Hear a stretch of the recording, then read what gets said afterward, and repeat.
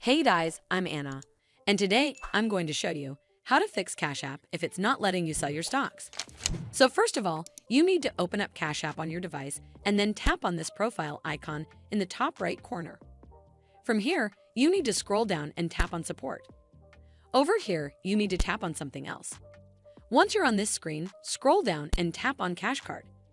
Again, scroll down to the bottom and tap on Contact Support, and then click on Not About a Transaction right over here. Once you're on this screen, tap on Chat at the bottom to contact Customer Support Official.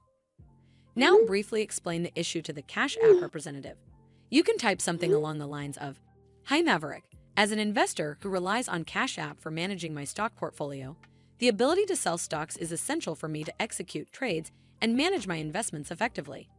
However, despite multiple attempts, I have been unable to complete the sale of my stocks through Cash App.